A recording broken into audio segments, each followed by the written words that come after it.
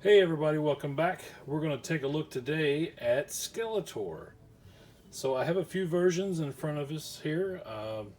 Starting from the right, we have the 1981 original Skeletor. He came with his Havoc staff. He came with half of the Power Sword. As you can see, it's got the little slot, and you would put his and He-Man's swords together. And originally it was meant to be, that's how you unlock the power of Grayskull.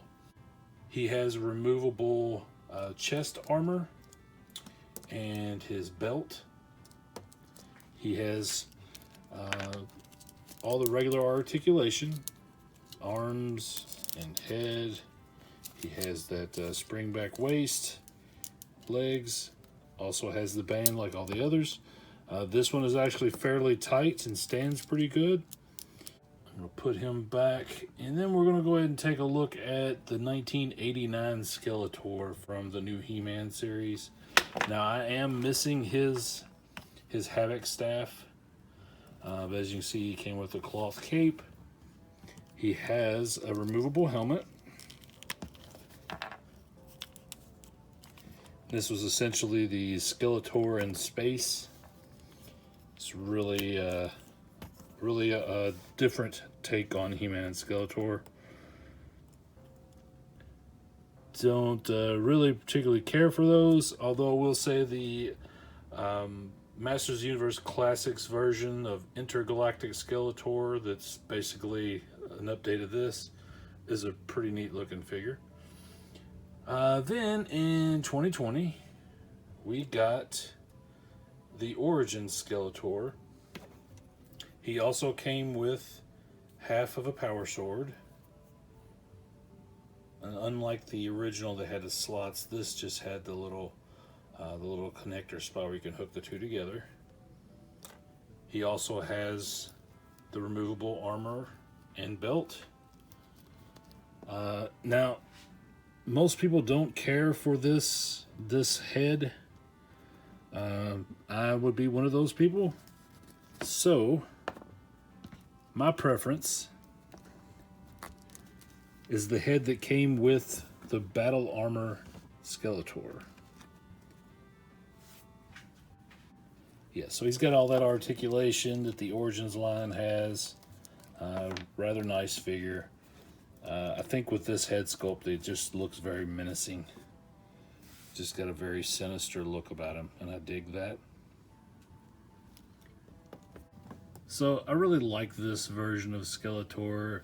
It's a pretty accurate update when you compare it to the original. Sure, it's a little different as far as the coloring. You don't have that dark purple and shininess that you got with the original, and you also don't have all of the green around the skull face. But for a modern toy, I was really happy just to have this. All right, so we're gonna put him back, and then we're gonna take a look at our 2021 Netflix CGI Skeletor, which is a whole different beast. Complete retelling of the story. The origin's way different.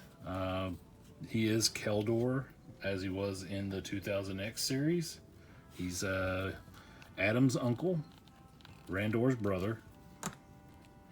He doesn't have blue skin. He's just a normal humanoid looking person. He's not an alien in nature or anything like that. But he does come in contact with the Havoc, which initially burns up his hand, gives him this bone hand. And then eventually he's basically consumed by the Havoc, and we get this. We get the Skeletor. Big and bulky and silly and goofy, and I love it. I love everything about it. I like that it's so different from the originals, yet so recognizable when you see that skeleton face, and you see the Havoc staff and the blue skin. It's Skeletor. So the figure itself, you have A little bit of arm rotation. It is hindered by this soft rubber that's part of his hood. You got wrist rotation here, wrist rotation here. You have movement in the legs. You have a swivel at the foot. There's no actual like pivot or anything like that. You can just turn the foot. That's basically it. And then, like with all the other ones, he has the spring forward action, which it's neat that the new line carries forward that spring action. You know, maybe it's not a twist and spring back, but it's similar. It's similar enough that it made sense, and it's a good gimmick to sell to kids. All right, so now we're going to take a look at the Masterverse Skeletor based on Masters of the Universe Revelation that appeared on Netflix. Pretty neat looking figure. The packaging is kind of dark, so I apologize, it's not that easy to see in this lighting, but let's see if I can lift this up. Oh, here we go. That's amazing artwork. I really love that. Well, we'll spin it around and we'll try to get a good look at it here with the lighting. Yeah, so you got Skeletor, you got the Havoc staff, you have an extra hand, and I'm not even sure what this other staff is called, but we're going to open it up and take a look. Alright, so with most of these, you just have a piece of tape across the top, right in here. Then you should be able to just pop this open like this. You got flap, lift this up, and then we can just pull Skeletor straight out. Alright, so we'll get a good look at him here. Really cool looking figure. I really like the feet on this. Okay, so you couldn't really even see it earlier, but yeah, there's two hands in there. Look at the Havoc staff on this thing. Incredible. All right, let's get him out of this little plastic prison.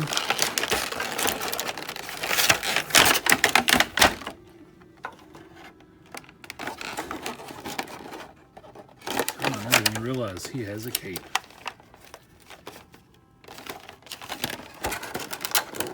So, if you saw the other video where I talked about the Masterverse He-Man and unboxed it, to be honest with you, I hate that figure. It's just a weird figure. I don't have the same reaction opening this. This Skeletor is pretty awesome, actually. Just a really cool look to him. I would have liked to have had a couple of different heads. That would have been neat. I would have preferred this to have just been a deluxe figure that came with all kinds of accessories. Maybe one day we'll get another one like that.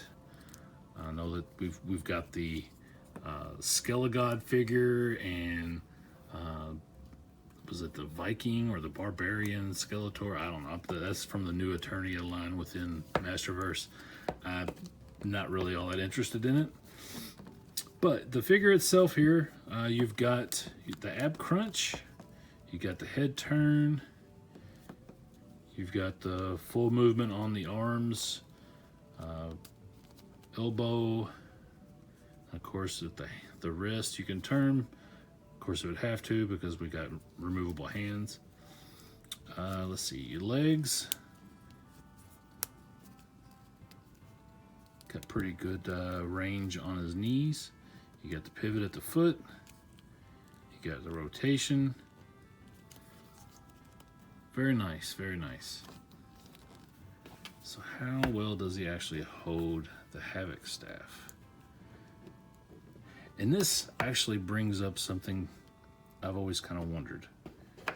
Because we see the stuff like this, but then like the original figures, the hand to hold items was actually the right hand, whereas this one is the left. That's a little tough to get in there. So, Skeletor right-handed or left-handed? I don't know. That's a question probably don't need to have answered. All right, let's get the other hands out because I want to take a look at these because this is a different.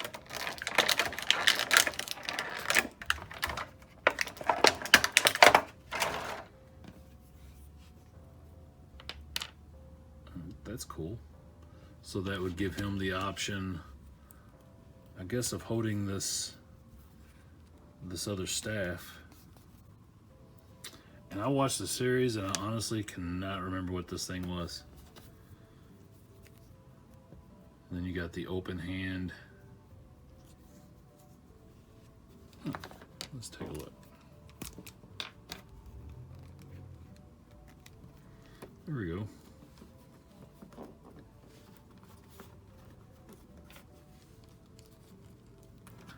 The only thing I will say that kind of feels off about these, and this is kind of the same thing with the He-Man, is that you don't feel like you have much of a neck, and the heads are a little undersized.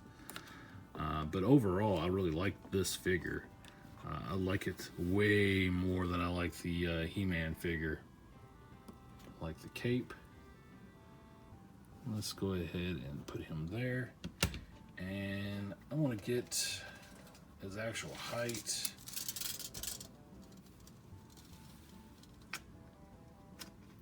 As you can see, he's 6 3/4. Pretty close to being a 7-inch figure. We've got the CGI Skeletor, which is just over 5.5.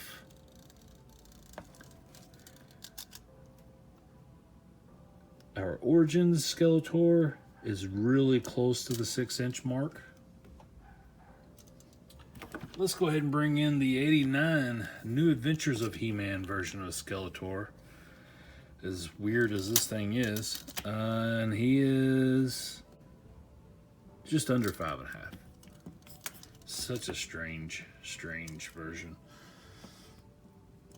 I'll never understand why they took these big muscle-bound action figures and decided to go with the almost superpowers size figures.